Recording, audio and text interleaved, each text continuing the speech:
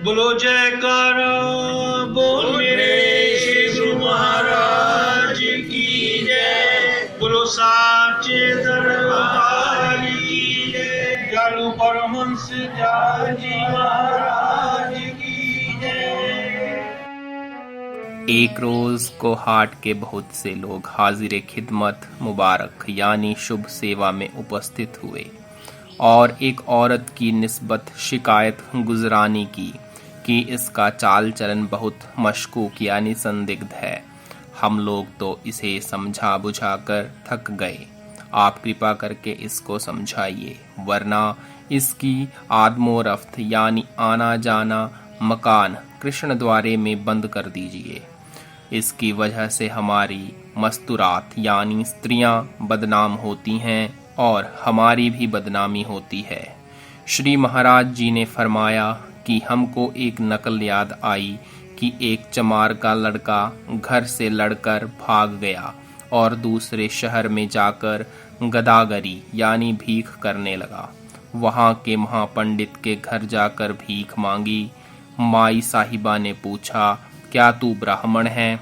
उसने कहा कि हाँ, मैं ब्राह्मण हूँ। लड़का खूबसूरत था और महाब्राह्मण के यहाँ सिर्फ एक लड़की थी जिसकी शादी करके वह घर जमाई रखना चाहते थे।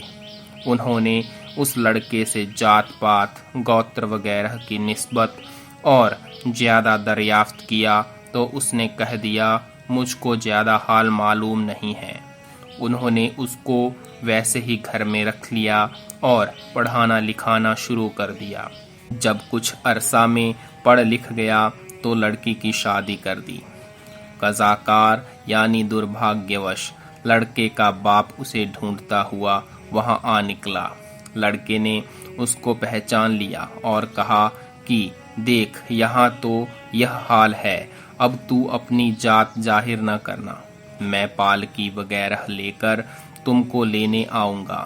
तू किसी से बात न करना, सिर्फ माला फेरते रहना, वरना मैं और तू दोनों जान से मारे जाएंगे। गरज उनको समझा बुझाकर और फिर माला दुशाला और पालकी लेकर गया। बाप को बड़े आदर से घर लाया। महापंडित अपने समधी से मिलकर बड़े खुश हुए और बातचीत वगैरह करनी चाहिए, मगर वह बिल्कुल खामोश रहता था। लड़के ने कह दिया कि यह भक्त जी हैं, किसी से बात नहीं करते और तन्हा यानी अकेले रहना पसंद करते हैं। इनको अलहदा कमरा दे दो, वहीं रहा करेंगे। सब लोगों ने मंजूर कर लिया। एक दिन राजा ने भी दर्शन करने को बुलाया और बड़ी लंबी चौड़ी ढोक यानी स्वागत की और खूब रुपया पैसा भेंट किया। वहां से भी मौन धारण करके जान बचा लाए। फिर वह उसी घर में रहने लगे। लड़के की बहू का जूता कामदानी का था। उसका एक टांका कहीं से उधड़ गया था। उसको जब कभी लड़के का बाप देखता तो पहले स्वभाव से उसका मन करता कि अगर रापनी सुई हो तो अभी इसको सी दूं। अपने लड़के से कहा कि मुझको सुई दरकार यानी चाहिए है, ला दो। उसने समझा कि कपड़े वगैरह सीने को या कोई कांटा निकालने को दरकार होगी। एक सुई ला दी। बाप ने मौका यानी अवसर पाकर जूते को उठा लिया और सुई से सीने लगा। चूंकि रापनी होती तो सुराख कर लेता, सुई को वैसे ही छेदा तो जूते में अटक गई। आखिर दांतों से सुई पकड़कर खींचने लगा। उसके बेटे की बहू ने देख लिया और चिल्लाती हुई अपनी माँ से कहने लगी कि बापूजी चमड़ा खा रहे हैं। उसकी माँ ने कहा कि चुप, हरि के भक्त हैं, न मालूम इस वक्त क्या मौज आ गई है।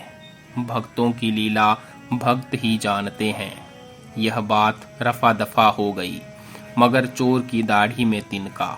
बुढ़ा डर गया कि हाय, अब भेद खुल गया, अब मारा जाऊंगा। जब लड़का आया तो उससे सब हाल कह दिया।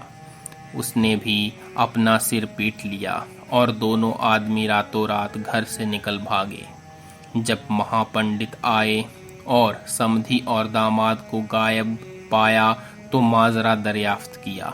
आखिर सोचा कि समधी साहब उनकी चर्चा से नाराज होकर निकल गए हैं, इसलिए राज में जाकर खबर कर दी कि महाराज हमारा दामाद और समधी नाराज होकर निकल गए हैं, उनको तलाश करवा दें।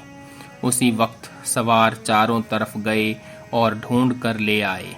जिस वक्त दामाद सामने आया तो अपने ससुर के पैरों पर पड़ गया और हाथ जोड़कर बोला कि महाराज चाहे मारो चाहे छोड़ो, मैं तो चमार हूँ, मैंने अपनी जात छुपाई थी।